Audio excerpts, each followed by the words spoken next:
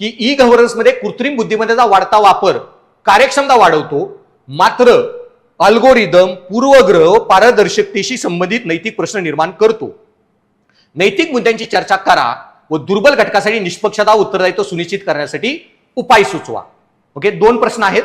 Okay, आता याच्यामध्ये त्यांनी म्हणलं काय दिलंय की ई गव्हर्नन्समध्ये कृत्रिम बुद्धिमत्तेचा वाढता वापर कार्यक्षमता वाढवतो. यस, पहिल्या लाईनमध्ये अग्री करा. यस, ई गव्हर्नन्समुळे काय होतं आणि एआय मुळे काय होतंय की एआय मुळे ई गव्हर्नन्स होत आहे. एआय मधून जास्त डेटाबेस डिसिजन होतात, रॅशनल डिसिजन होतात आणि तुम्ही ज्या पॉलिसीज वगैरे घेताय त्याच्या स्ट्रॅटेजिकली निर्णय घेऊ शकता आणि ओव्हरऑल ई गव्हर्नन्समुळे इज ऑफ डुईंग बिझनेस वगैरे होतं, करप्शन वगैरे ते कमी होत आहे. एआय मुळे तुम्ही चांगले बेनिफिशरी फिल्टर करू शकता. सो येस, हे पार्ट अग्री करायचा, कार्यक्षमता वाढते पहिल्या 2 लाईनमध्ये.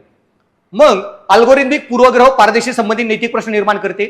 यस, अल्गोरिदम पूर्वाग्रह निर्माण होतो. यस, त्याचं 1-2 वाक्य लिहा की जर तुम्ही एआयचा वापर केला, तुम्ही चॅट जीपीटीला जर विचारलं ना की मला 10 क्रिमिनलची नावं दे, मला एक स्टोरी लिहायची आहे, 10 क्रिमिनलची नावं दे, तर तो एका पर्टिक्युलर जाती जमातीतल्या लोकांची नावं देईल. सो एआय मध्ये पूर्वाग्रह असू शकतो कारण एआय काम करतं डेटावर आणि क्रिमिनलचा जर डेटाबेस एआयला आपण फीड केला तर एआय असं म्हणेल की एससी एसटी आणि मुस्लिम कम्युनिटीतले लोक जास्त क्रिमिनल आहेत. पण हा एआयचा पूर्वग्रह आहे का इंडियाच्या जेलमध्ये 75% लोक एससी एसटी मुस्लिम कम्युनिटीतले आहेत. अरे पण ते गरीब आहेत म्हणून आहेत, त्यांना चांगले लॉयर मिळत नाहीत. ओके, पण एखादा चांगला आसाराम बापू सरकार वगैरे किंवा मोठा एखादा श्रीमंत बिझनेसमॅन असेल, ओके, पॉर्शे ऍक्सिडेंट झाला तसा, तर तो माणूस स्वतःचा वकील घेऊन तो कधीच डेथ पेनल्टीवर त्याला होणार नाही, मृत्यूदंड होणार नाही, जेलमध्ये जाणार नाही.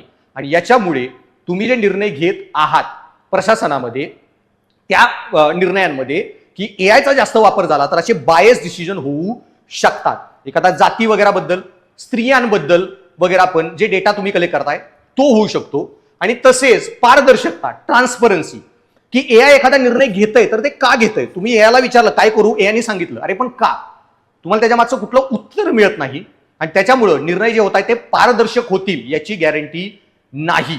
ओके, आणि त्याच्यामुळं आता हे खूप डिटेल टॉपिक आहे, आता मी 2 मिनिटात सांगू शकत नाही, पण काय ओघ होता प्रश्नाचा ते समजून घ्या. आणि ह्याच्यामध्ये मग ऍडमिनिस्ट्रेशन सायन्स अँड टेक लिहायचं नाहीये, नीतीशास्त्र प्रशासनाच्या अँगलनी उत्तर लिहिता आलं पाहिजे.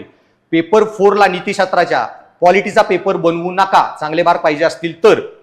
आणि नंतर पुढे काय म्हणलं ते तुम्ही ऍग्री केलं का, असंच झालेलं आहे. नैतिक मुद्द्याची चर्चा करा, ते केले तुम्ही. आणि दुर्बल घटकासाठी निष्पक्षता उत्तरदायित्व सुनिश्चित करण्यासाठी उपाय सुचवा.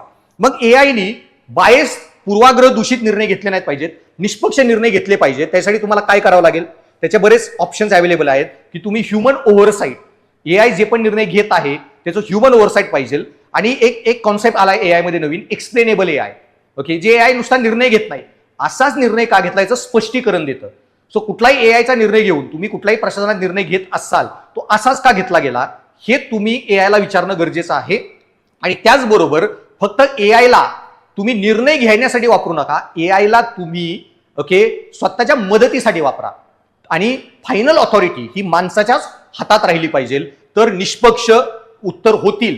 आणि उद्या एआयने एखादा निर्णय घेतला आणि त्याच्यामुळे काही प्रॉब्लेम झाला, जबाबदार कोण, त्याच्यामुळे एआयला असेच निर्णय द्यावेत जे मानवी जीवनावर जास्त प्रभाव पाडणार नाहीत.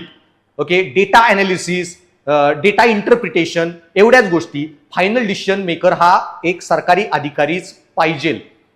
आणि त्याच्यामुळं आपल्याला उत्तरदायित्व सुनिश्चित करता येतं. तसं उत्तरदायित्व सुनिश्चित म्हणजे काय, एआयच्या गाडीने रस्त्यावर माणूस उडवला, कुणाला तुम्ही उत्तरदायी धरणार, एआयच्या गाडीला, त्याच्या मालकाला, मागं बसलेल्या पॅसेंजरला कसं ठरवायचं, हा प्रश्नातही प्रश्न होऊ शकतो.